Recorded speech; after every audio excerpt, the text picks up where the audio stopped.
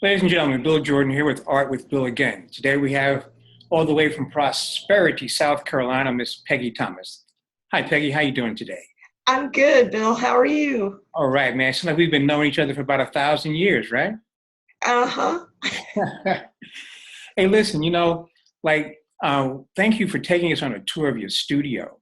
And ladies and gentlemen, in case you missed that segment, it'll be with this particular episode as well.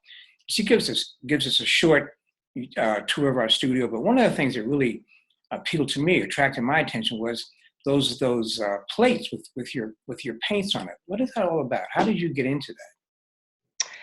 It was just a natural progression from the time I started painting that I've always used plates to mix. Maybe it was just what was handy, but I like having the paints separated with my technique. That's actually important. Laying those layers in separately, it's important to keep my colors separated because each color goes in as a separate layer. It creates depth, it creates the texture, and the final color is actually created by the different layers. Well, let's jump right into that. Like we have this first image right here. Uh, who is this gentleman? That painting is called Mr. Johnson. My dad grew up in a rural area, and I used to visit my grandmother there for weeks on end every year. And we would go out and meet people in the neighborhood. And even as an adult, when I went to visit her, I took pictures of people that I found interesting. That is a part of a series I did of older people because I think they have a lot to tell us, and that painting is sold. But these are people I've met. I have quite a few that I've done. Some of them I meet at art shows and ask their permission to paint them because Oh. I feel like a connection to their spirit. Right, right. And so some of my paintings of older people have come straight from art shows where I just walked up to someone and said, Oh you yeah. know, I'd like to paint you. What did they say? What did they say? They're always happy. I've never had one turn me down. Uh-huh. Um, Okay. I have them sign a release so that they don't get upset later when their painting shows up everywhere. But yeah, these are people that I've met. Now, Mr. Johnson, like I think you were very successful in expressing where he came from because to me, I said that guy, he's in an area of the country where folks is folks. You know what I mean? Yeah, Yeah, he's yeah. a cool dude. And even though he may not have the amenities many of us are used to, he's at peace. Says something to me. Yeah, I mean, look at his gaze. I mean, he's got a bunch of stories to tell. He's lived life. Oh yeah, He's no joke, Mr. Johnson. And, that's right. and I like it because we're tying into your painting style, like the layering of the colors. I mean, you have a number of these, like what I call sepia colors or paintings. I mean, is that Mhm. your intention or is that just by accident? How's that come about? When I'm painting, I spend a lot of time thinking about what colors I'm going to use. This painting was actually a monotone, um, and it just what I was feeling when I was painting. Whether I wanted to incorporate a lot of different colors in this painting, I chose to stay monotone. It seems to work very well with. I mean, I would imagine this guy's in some place like in Appalachia or someplace. I mean, I don't know, but like, Yeah, in the country for sure. yeah, he's in the country. You can tell by the background, by the slats and the wood in the house, what type of house he has. I don't have to see his house. I know his house. I've seen his house many times. Yeah. Yeah. But I see Mr. Johnson. You know what I mean? Yeah. All right, let's move on to another one. You have another one similar. This is a very interesting piece. Could you give us the 411 on this? What is it all about? This is my most recent original. It's called Anniversary, and it's portraying the love that older folks would feel for each other after being together for many years. You can see their rings, their wedding rings. Yes, yes. And his tender touch on her hand. It just portraying their love. Right, and not only that, the commitment, to be in that relationship. Right. That's right. That's quite commendable. And again, for me, it ties back to Mr. Johnson. It seems like they're all the same place. Mm-hmm. So any particular comments on this one besides that? Now, I just felt like this painting would appeal. Well, I just wanted to do it because Okay. I felt the image would be something that would portray love and connect with people. And so far, it shows people are quite drawn to it. So I think it is having that effect. Yeah, I think you're successful in that, and that's why to me, it's like, wow, I get what you're saying here. I like that. Now, what's this one all about? This is called Hands. Mm-hmm. Another image from a country folk. And in my opinion, that's a Bible he's holding. Right. And you will find that country folk are close to God. Mm-hmm. And this painting is quite popular actually with people. But I did a whole series of hand studies, and this was part of that. Okay. And I will continue to do series on hand studies. Now, when you say like you have, it's popular, what does that mean? Like you show them at different locations? Can you share with us how that works? I didn't understand, Bill. What? You said that this is very popular.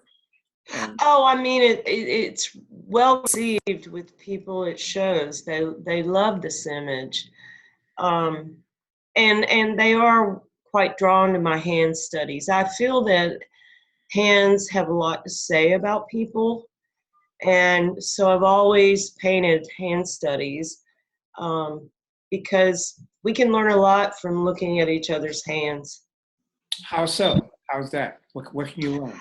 Oh, you can just tell a lot. If you study someone's hands, you can tell how hard they've worked. You can see sensitivity in there. I see a lot in people's hands. I just do. Okay, so look, if you could you give us some insight into these hands here? I feel like he's worked hard. Mm-hmm. He's probably on a farm. He is close to God, and he's just showing, it just happened to be a moment in his life where he was clutching his Bible and walking probably on his way to church. Right, most likely. He has a nice little his cufflinks there. It looks like they're nicely embroidered. Mm-hmm. Anyway, like, where is these shows you go to? Oh, I used to travel all over the country. Now at my age, I pretty much stay in the Southeast. Uh-huh. But so I do big fine art juried shows, focusing a lot on North Carolina, South Carolina, Georgia. There aren't that many really good shows in South Carolina, so it's mostly Georgia, Atlanta, Raleigh, Charlotte, Virginia. I'm going to be in Virginia for a big show in Williamsburg this year. Asheville, North Carolina. So right now at my age, it's just physically too hard to do Michigan and Connecticut and some of those. So now you were telling me that in the old days, whenever they were, you were doing a lot of traveling. Could you give us a little insight into that? I definitely was. Back then, artists, there weren't as many shows, and the artists would all pack up early February or late January. We'd all be heading south to Florida, and I still do some Florida shows. But you'd be there for 3 months, basically, and one show a week, exception of 1 week, when all of us would head to the Keys to this campground we liked to hang out. But I forgot the question. Well, no, you were just telling us about memory lane, about how it used to be. Oh, goodness. There weren't that many shows. The market's been flooded now with shows. But back then, you might be in Florida at a major show 1 week, and then 2 months later be in Mystic, Connecticut for another major show, and see the same collectors that were serious about going to these shows, because they weren't that many. And they were heavily juried back then. So you didn't have a lot of what you see now. I don't want to be critical, but painters who really are not shouldn't be there. And let's talk about that. And let's talk about over the next piece. What about this right here? This goes into your hand series, right? Yes, that's called Leaning Years. It's very popular with people. Mm-hmm. It's my grandfather, actually. You know, I just knew. I said, these must be her people. I said, somebody in here is her people. A lot of them are. Yeah. He used to wear those overalls all the time. Really? Was he a farmer? What did he do? Yes, he was. Oh, yeah? Yeah. My dad was from Huntsville, Alabama. He was on a farm too. Yeah. Yeah. You know, it's nothing. And I remember the farm. It's nothing like, you know, walking around like barefoot or whatever you got to do, man. It's like, it's a different life, you know. Oh, it definitely is. And, you know, my dad grew up on that farm, and then he was the first one from his family to go to college. And okay, you know, it's close to my heart, those people. Yes, I see that. And so now this is, and your technique, your style and technique sort of, this just makes this happen for me. It's like, I like the worn jeans. Everything is like, it's like sepia. I call it sepia. It's like, you know, it's not modern. It's older vintage stuff. Uh-huh. All right. So now you were saying before about these shows that were going around and how nowadays the artists, there's so many of them around. People are there who should not be painting. Well, I mean, how does that work out? I mean, is it about? I'm not saying they shouldn't be painting. I'm actually saying that the shows today have become so commercial that one of the issues that artists are seeing is a lot of buy-sell, meaning that, I mean, you actually can be set up next to an artist who's importing stuff from China that he didn't really do. A lot of us professionals are actually trying and working with promoters to get them to recognize, because a lot of the shows don't have proper jurying now, so they don't even know what they're looking at. The artists that are pros out there do. So they know, and the public comes through the show and they don't know Right. that this work isn't original, that this person didn't actually do it. Oh, It's become a real problem in the market. And it's those collectors that do know that professionals depend on have really lightened up a bit about attending these juried shows, because they are not dumb. They can see how things have changed. right, right. It has affected the market greatly. It really has. Well, yeah, it sounds like a big problem. It is a big problem. I honestly, a lot of us, I mean, we have sites, group sites that are closed that we talk and chat on, and a lot of us are actually looking into other options, because many of these shows the public doesn't realize you go to, and you've got 1,000 or more invested in that show before you even sell anything. And if you're at a show that doesn't properly jury, and that's becoming a common problem, and then it's not attracting the collectors, you go home with a loss. So that's happening so much with us now, that a lot of us are looking into other ways to market our work Okay. and reach our collectors.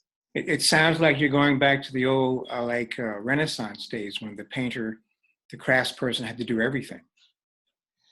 Well, it's been like that forever. I mean, you have to do everything. I mean, you, unless you can afford someone to do it, it's always a struggle for us between painting hours, marketing hours, office work, stretching canvas, framing canvas. I mean, there's an awful lot to do before you even get to the show. Right, right.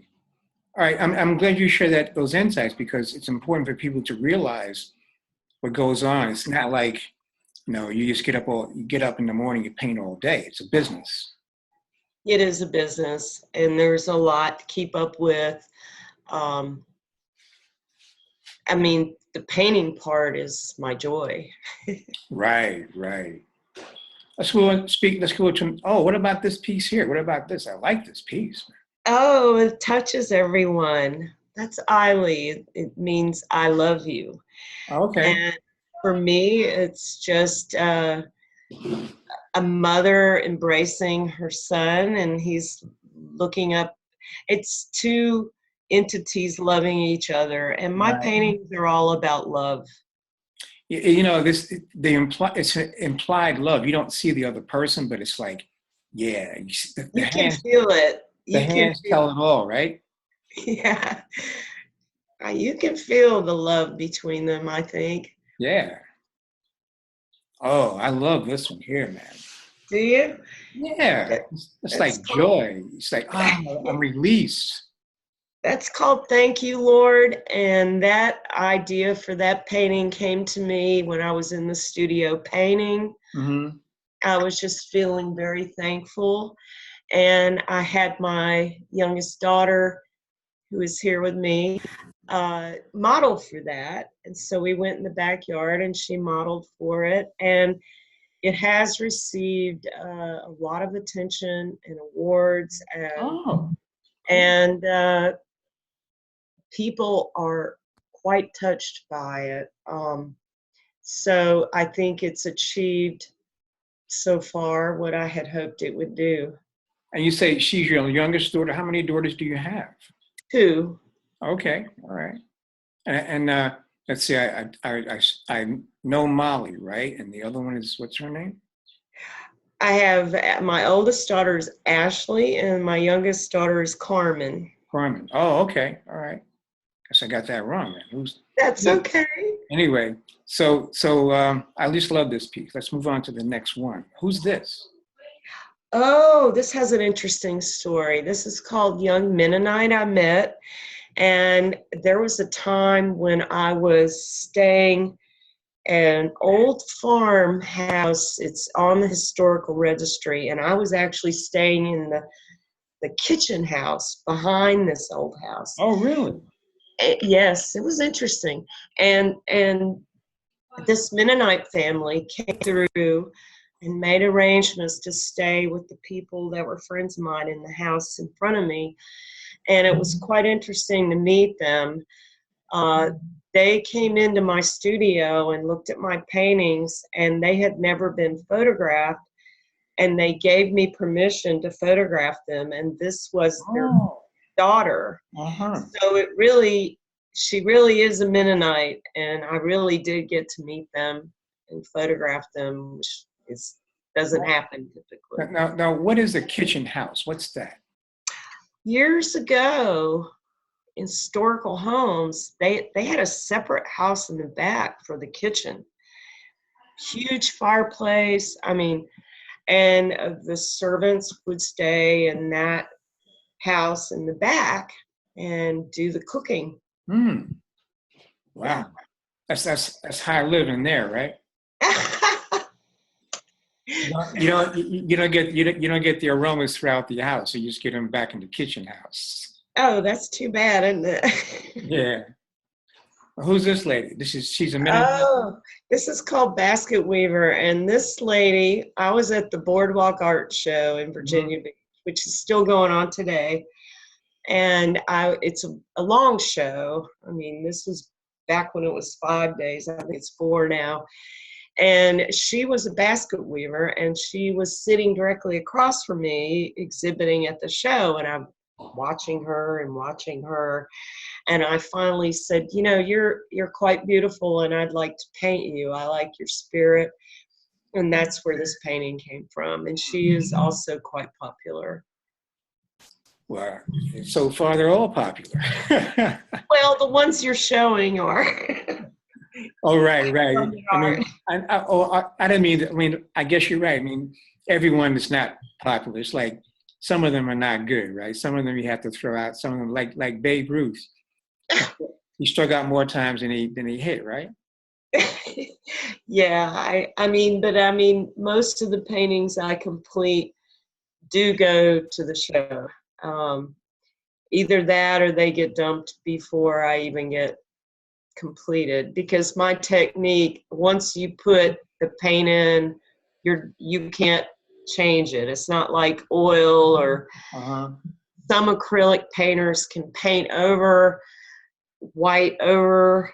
I can't do that with my technique. All right. So this particular painting is called Justine, and in reference to what we were just talking about, I'll tell you that I spent an awful lot of time on the pencil sketch, which Mhm. this is a large painting, so that would have been a good bit of time.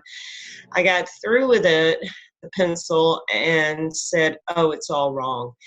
I erased the entire canvas and started over. Oh my God. Yeah, that was a bit of time, but it was wrong. So I redid it, and I've had a lot of people say, oh, I've seen young kids sit on Yes, buckets like that. exactly. Right. Yeah. Yeah, This is a familiar scene or image. for some people. So now, why was this piece why did you have to erase it? Why was it wrong for you? The forms, the anatomy and the forms were wrong. They weren't to my liking. It wasn't right. So I erased it all and redid it. And rather than start painting on an image that I knew wasn't going to be right, um, that's how I approached it. So now, how did you really get into art? I mean, when did you start doing that? I've been working as a painter since I was 18. Mhm. I studied painting for a couple of years in college, and then I went on and studied with a New York artist, and then I just went out on my own. But I would have to say that after, oh goodness, maybe 6 months or so of struggling with what media I wanted to use and how to approach a canvas, and I was just studying and studying and working, the Lord actually revealed to me how to paint the technique I paint. Really? And, um, Could it could is, you it's a could you unique. share with us how did that, what happened? What was it, I transform? was trying to paint, and it just started to flow. I Mm. could, all of a sudden, I saw another way, and that's what I try to teach people, is that when you paint, you cannot go and paint the way you like somebody else's painting. You cannot paint the way someone else paints. You have to open up yourself and allow what's inside of you to come out. When you do that, you allow your own unique style and technique to come forth. And that's what happened to me. And I've been painting in that technique ever since. Of course, it develops, but um, you have to, I think that's the biggest struggle for people who want to be artists, is that they're always looking at someone else's work, looking at other techniques, and trying to do that. And that never works. First of all, you're never going to be good at trying to pursue someone else's thing. You have to pursue what's within you. And that's the only way you're going to excel with your work. And let's go into another piece. But Oh, before we get into this piece, like you were saying that you teach people, right? I do not have any students right now, but I have given lectures for art groups, and I always express that in those. And so like that, I agree with you. And it seems to me kind of, counterintuitive for an artist to do someone else's style rather than his or her own style. What's up with that? How does that, what's happening in our I psyche? think that's just seems like a natural thing to people. They just feel like they don't know, they're lost. They don't know where to go, and so that's their natural inclination, is to look at what someone else did and try and figure it out, which is a waste of their time. I really wish they would just pick up the brush and the paint, or the pencil and the canvas, uh, and it's not easy to do, but you have to allow it to come from within. Right, right. Now who's this flag girl here? This is called Self-Portrait of Younger Painting Days. It's actually a self-portrait of me Oh, in my, because I've been painting along 40 years, and I was in my early 20s here, and my photographer walked into the studio. She's a photograph for me, and I didn't know she was behind me. And she said something, and I turned, and that's how that happened. Um, it's fairly recent painting. I'm actually a little surprised at how captivated a lot of people are with it, but yeah, it and it's interesting when people are looking at it. It shows the different ways that they describe what they're seeing in her expression. You get all different answers on that. yeah, you get different reactions, I'm sure. Yeah. I mean, like it's like you see her eyes, her face, it's like, what's going on? Yeah. I know. Very intense. Thank Now, you. now this one here, like, what's the story on this piece here? Like I see she with the flowers. How does she fit in with the rest of the stuff? Well, it's called Tulips. And actually, the model for this painting was a good friend of mine. And I had her model for it, and I actually added the tulips to it. I Oh, felt it worked well compositionally. And I think because of the form of her dress, some people feel that she's pregnant, which she wasn't, but it can work that way too. But I just think it's just a moment. It's just a moment, how Mm, people feel at a moment. right. I mean, to me, it's a mystery piece. I'm trying to figure it out what's going on here. Oh, okay. But in a way, I mean, the way we have these things lined up, we have them lined up for the next series, which are your florals. Right.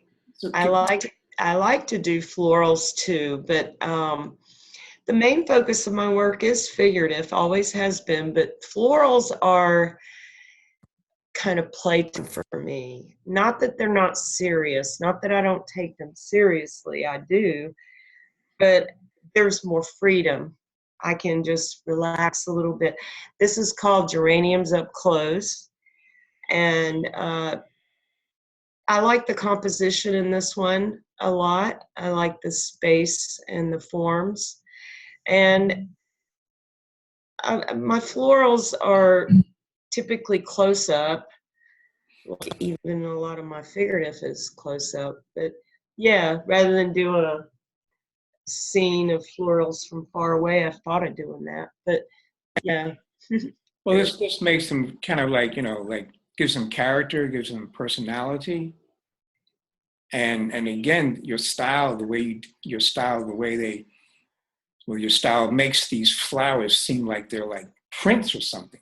They belong to a fabric. Oh, that's partly because of the fact that I start with the detailed pencil drawing on the canvas, and unlike a lot of painters, I use the white of the canvas. Mm-hmm. So, and then there are probably 20 layers of paint laid in each at a time, and they're fairly thin layers, so there's like 20. And what you're seeing is I allow the texture of the canvas to show through. Yes. And my technique of layering and the way I do it with the brush also adds texture. So frequently I do get from people that it looks like fabric, but Oh. that's what causes that. And so, how long would a piece like this take, Peggy? They take too long. That particular piece was probably a month and a half for me. You know, a friend of mine, Carolyn Young, she does Chinese work. And Hmm. her technique is similar to yours. Really? Yes, multiple layering of colors, and it takes her like the same amount of time that you're taking to do one of these. Yeah. I mean, a big piece, this wasn't that big. This was probably, uh, I believe it's 10 by 14 maybe, or Oh yeah, 16, something like that. A big piece, like Thank You, Lord, that took months. Yeah. yeah. I mean, this layering technique is quite it's worth the effort for the viewer because it creates so much interest.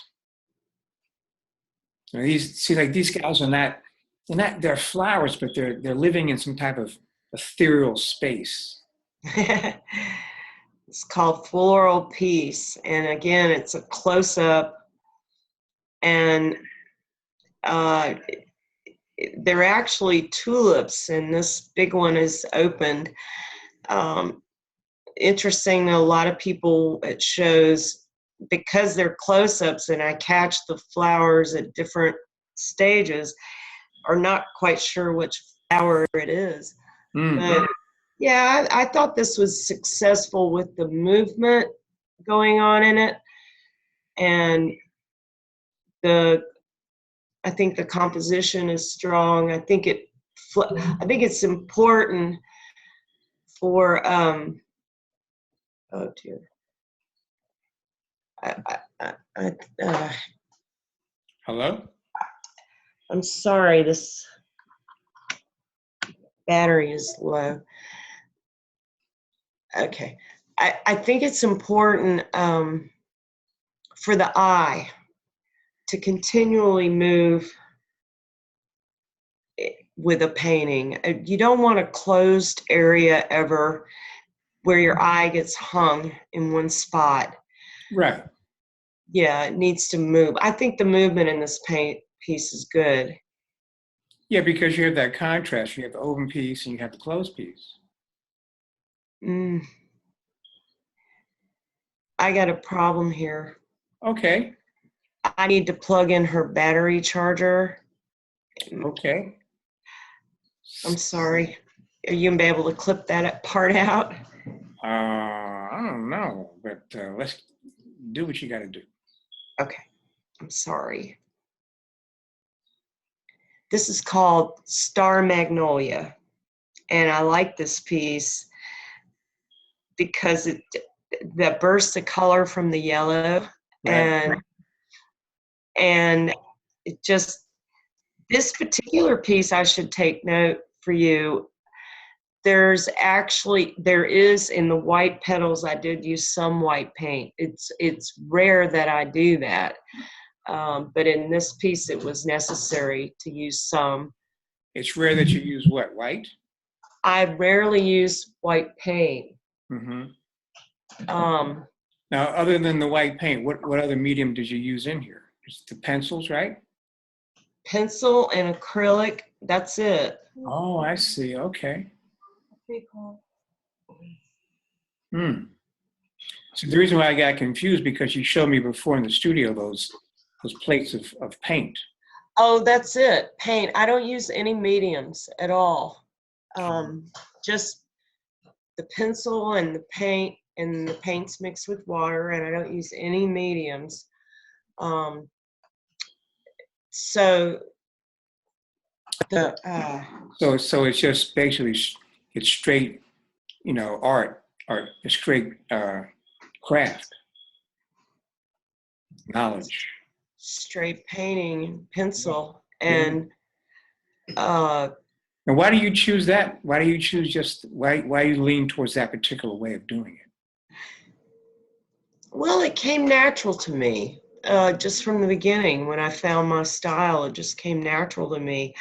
I tried oil painting. I tried I tried painting with the palette knife. I tried different things, but nothing hit me like this. I mean, when I found this style and technique, I was there. I mean, it just did it for me. Right. It shows. It has the strength, independence, the clarity.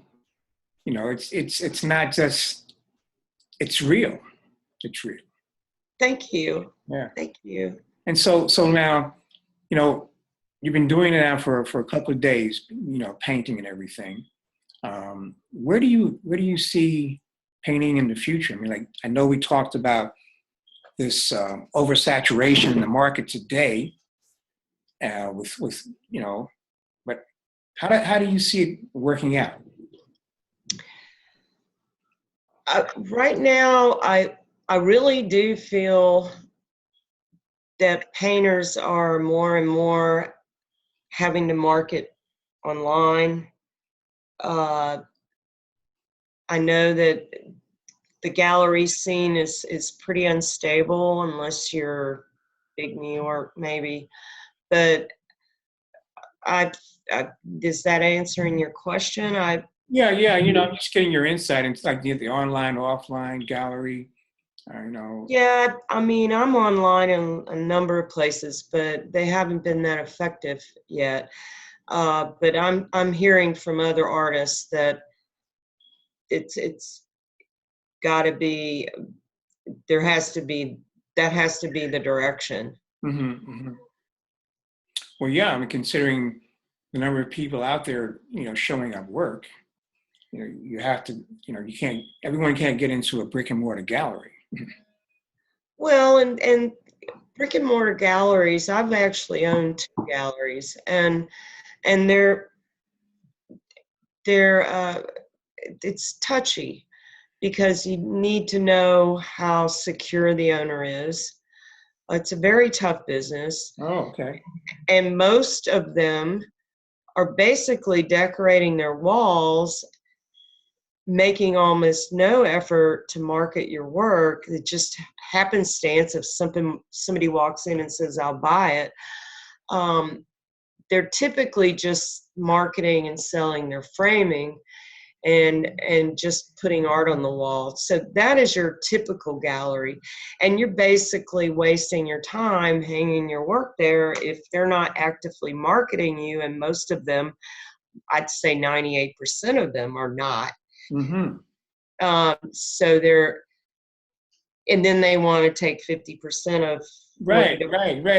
That's what you do, and it just hangs on their wall for a long time. It doesn't take long to talk with the gallery owner to find out if they even know anything about what they're selling. Okay. Well, that's so like let's move on to the next piece, but we'll get back to that in a sec. Okay. I love this piece here. It looks like a dress or something. It's called Stripe Glory. It's a 16 by 20. It took me 3 months to do. Whoa. Every day in the studio. I was painting every day at that point.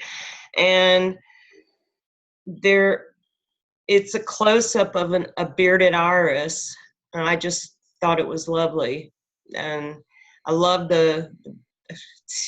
doesn't God have an imagination? Yeah, right. Right.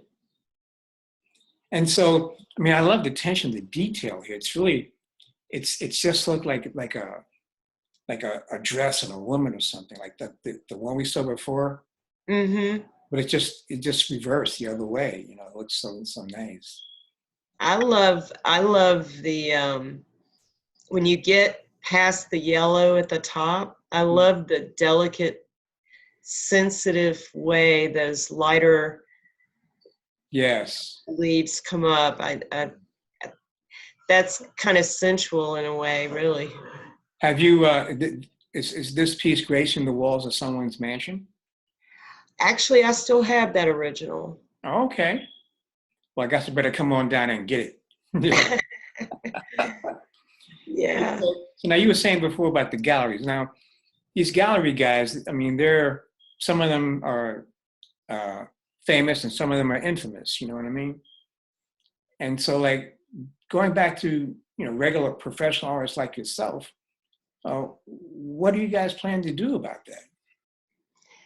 Well, some of us are still, like myself, still hitting some of the shows, but we're getting very, very picky about which ones. And like all of my friends are telling me, just like myself, go to a show like I was recently at in Raleigh.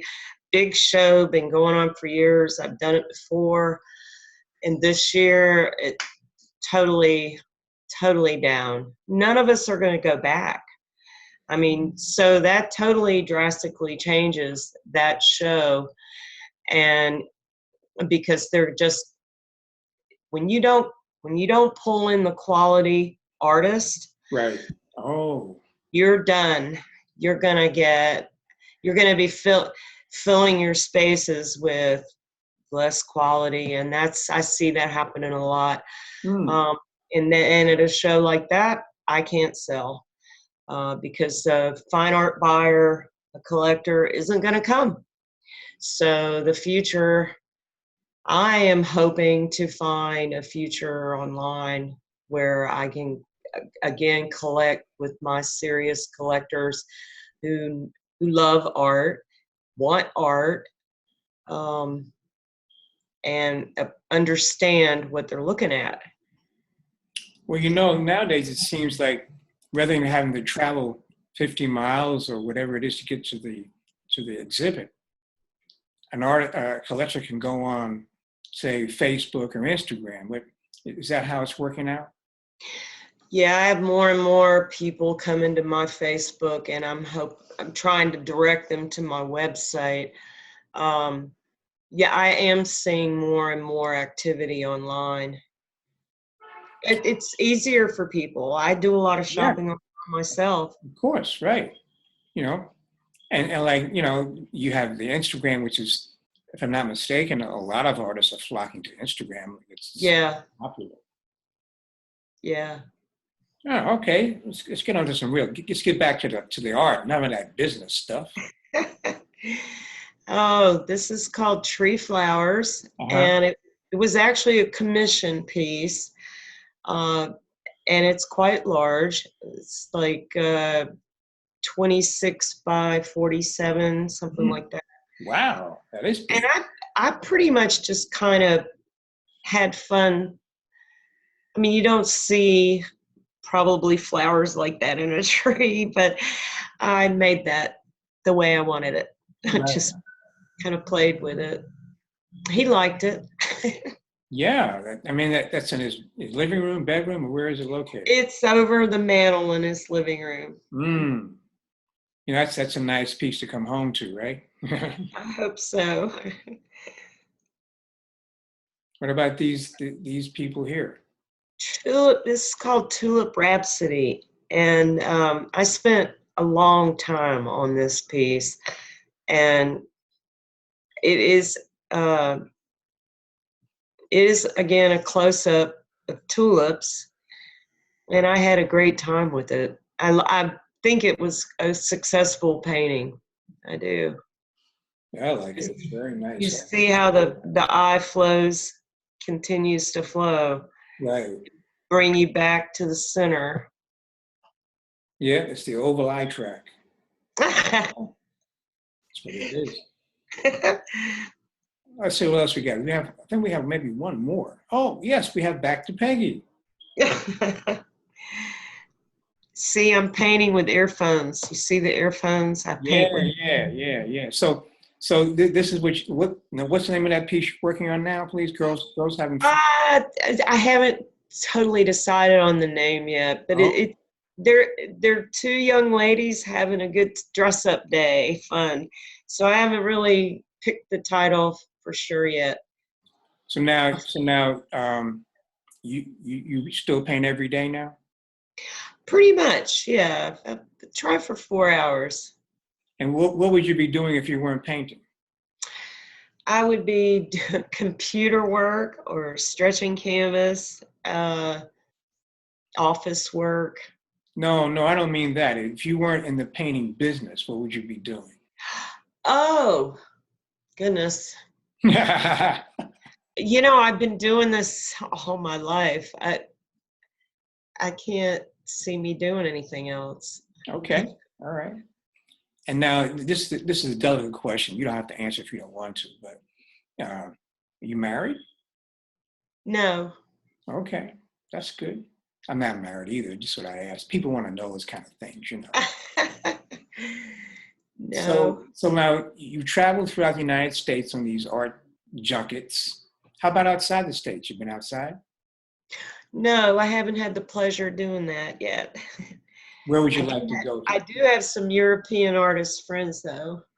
Where would you like to go if you could go?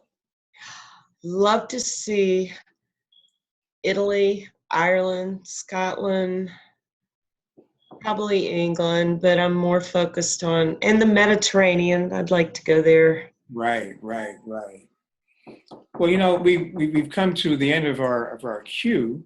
Are there any notices you want to share with people about where you're going to be, or anything special that you want people to know? Um, in August, the first week of August, I will be at a large show in Asheville, North Carolina, Okay. and then in September I will be in Atlanta for Marietta in the Park. In October I will be in Bluffton, South Carolina, which is near Hilton Head, for a nice show. And then I have a one woman show at the end of the year. And there are probably a few. Oh, I do have another show that I didn't mention. That's a big show in Williamsburg, Virginia, Occasion for the Arts. Many people in that area will be familiar with that show. And my shows are on my website listed under events. And then what is your website? How can we get in contact with you there? It's Thomas Art Studios, plural, .com. thomasartstudios.com. And you're also on Facebook as well, right? Yes, you can find me at Thomas Art Studios on Facebook. It's always Thomas Art Studios everywhere. Pretty much. Okay, well, unless we have something else to share, I want to thank you, Peggy, for coming on and sharing your insights with Arborsville and the community. And you're always welcome to come back, and we hope to see you again soon. It was great. Thank you, Bill. All right, my pleasure.